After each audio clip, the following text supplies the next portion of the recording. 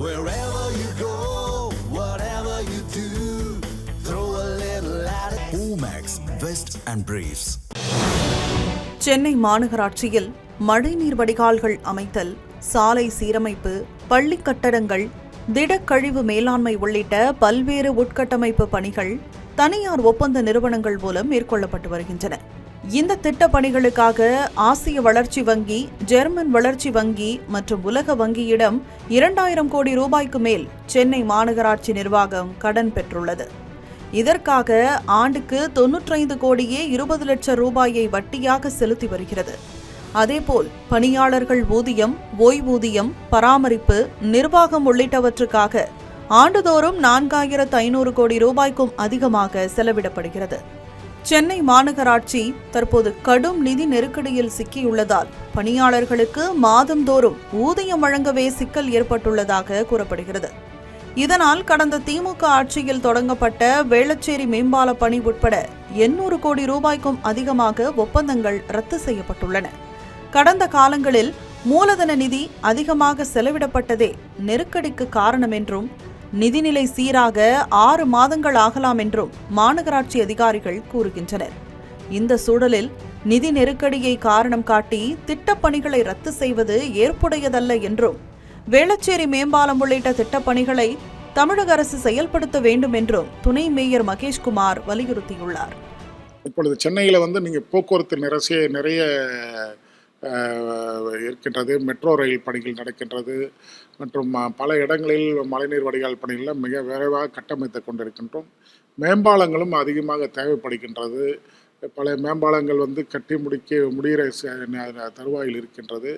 நிதி ஒதுக்கீடுகள் அதிகமாக தேவைப்படுகின்ற காரணத்தினால் இது மேற்கொண்டு அரசு இந்த புதிதாக பொறுப்பேற்றிருக்கின்ற அரசு இந்த மாநகராட்சியினுடைய நிதிநிலையை கருத்தில் கொண்டு இந்த மாநகராட்சி மேலும் பல வளர்ச்சி பணிகளை தீவிரப்படுத்துவதற்காக ஒரு சிறப்பு நிதியை ஒதுக்கிட வேண்டி கேட்டுக்கொள்கின்றோம். போக்குவரத்து நெரிசல் அதிகமான பகுதி அந்த பீனிக்ஸ் மால் அமைந்துள்ள அந்த பகுதி கடும் போக்குவரத்து நெரிசலுக்கு உள்ளாகின்றது.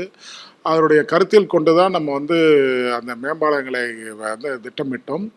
இப்போது அந்த நிதி பற்றாக்குறையால் அதை நிறுத்தி வைத்திருக்கின்றார்கள். அது மாநகராட்சியின் ஆணையர் ஏற்கனவே மாநகராட்சியின் ஆணையராக இருந்து இப்போது அரசின் செயலாளராக இருக்கின்ற மதற்கு திரு கக்கன்சிங் ஸ்பேடி அவர்களும் முதலமைச்சர் அவருடைய கவனத்திற்கு கொண்டு சென்று அது நிதி ஒதுக்கீடு பெற்று அந்த பாலங்கள் மீண்டும் அமைந்திட அவர்கள் அதுக்கு வழிவகை காண வேண்டும்.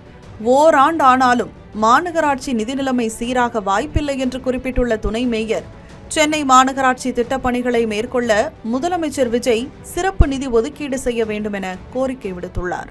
ஏற்கனவே நான் முதலில் பேசும்போதே குறிப்பிட்டேன், 6 மாதம் அல்ல 1 வருடம் ஆனாலும் இது இந்த நிதி நிலைமை சரியாவதற்கான வாய்ப்புகள் இல்லை. அரசின் சிறப்பு நிதி அளித்தால் மட்டுமே இது நிதிநிலையை சீரமைக்க முடியும். காரணம், நிறைய வளர்ச்சி பணிகள் மாநகராட்சி கையாண்டு கொண்டிருக்கின்றது. ஆகவே ஏன்னா நீங்கள் அனிமல் பர்த் சென்டர் சொல்லிட்டு ஒவ்வொரு மண்டலத்துக்கும் தனியாக அனிமல் பர்த் சென்டர்ஸ் ஒரு புதிதாக உருவாக்கி இருக்கின்றோம். முதல்வர் படைப்பகங்கள் உருவாக்கி கொண்டிருக்கும். நிறைய முறை தோழிகள் விடுதி பொறுப்பை ஏற்றுக்கொண்டிருக்கின்ற மாண்பு முதலமைச்சர் அவர்கள் சென்னை மாநகராட்சிக்கு சிறப்பு நிதி ஒதுக்கீடு செய்து சென்னை மாநகராட்சி மேலும் அந்த வளர்ச்சி பணிக்கு அவர் உறுதுணையாக இருக்க வேண்டும் என்றது இந்த நேரத்தில் நான் கேட்டுக்கொள்கின்றேன். மாநகராட்சி பணியாளர்களுக்கு ஊதியம் வழங்குவது சிரமம் என கூறுவதை ஏற்க முடியாது என்று கூறியுள்ள சமூக செயற்பாட்டாளர்கள், புதிய திட்டப்பணிகள் எதையும் செயல்படுத்த முடியாது என தமிழக அரசு மறைமுகமாக கூறுவதாக குற்றம் சாட்டியுள்ளார். ஆரம்பத்திலே இந்த பணம்லாம் கிடையாது, எந்த கோரிக்கையும் வைக்கக்கூடாதுன்னு பயமுத்துறா மாதிரி ஒரு விஷயம் இருக்குது. இது தப்பு. நாங்கள் எந்த நிதி நிலைமை இருந்தாலும் நாங்கள் சமாளித்து நாங்கள் அதை கரெக்டாக உயர்த்தி வர வேண்டிய தேவைகள்லாம் சரி பண்ணி நாங்கள் தொழிலாளிக்கு செய்ய வேண்டியது மக்களுக்கு செய்ய வேண்டியது செய்வோம்னு நீங்கள் சொல்லணும். அதுக்கு பதிலாக நீங்கள் 6 மாதம் டைம் கேட்குறீங்கன்னா நீங்கள் தேர்தலில் வரத்துக்கு வாக்குறுதி கொடுக்கும்போது மற்றதுக்கப்புறம் இந்த மாதிரி விஷயங்கள் எதுவும் பேசுறது இல்லையே. ரோடு போடணும், பாலம் போடணும், இல்லை திட்டங்கள் ஏதாவது இருக்குன்னா அந்த திட்டங்களை நிறுத்தி வைக்க முன்னே அதை பாதிக்கப்படுவது பொதுமக்கள் தானே. இப்போ நீங்கள் ரோட்டில் எவ்வளோ சென்னை முழுக்க எவ்வளோ பெரிய டிராஃபிக் இருக்குது, இந்த டிராஃபிக்லாம் ஒழுங்குபடுத்தணும், மற்ற திட்டங்கள்லாம் கொண்டு வரணும்னா ஏற்கனவே உள்ள பிளானிங்கில் எது சரி தப்புன்ற நடைமுறைக்கு போகிறதுக்கு முன்னாடி மக்களுக்கு எது பயன்பாடாக இருக்குன்றது தான் பார்க்கணும். அவங்க ஆட்சி கொண்டு வந்தாங்க மறுக்கணுன்றது பார்க்கறதுக்கு பதிலாக டெண்டரை கேன்சல் பண்ணால் டெண்டரை ஒழுங்குபடுத்தி செய்ய முடியுமான்றதை பற்றி பார்க்கறது நல்லது. மாநகராட்சிக்கு அளிக்க வேண்டிய நிதியை தமிழக அரசு விடுவிக்க வேண்டும் என கோரிக்கையும் எழுந்துள்ளது.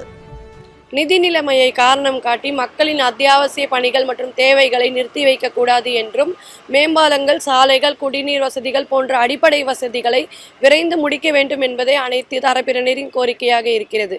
தமிழ் ஜனம் செய்திகளுக்காக ஒளிப்பதிவாளர்கள் தாமோதரன், பிரதீப், பாலாவுடன் செய்தியாளர் காயத்ரி. தமிழ் ஜனம் சேனலை சப்ஸ்கிரைப் பண்ணாம பார்த்துட்டு இருந்தீங்கன்னா மறக்காம சப்ஸ்கிரைப் பண்ணிடுங்க.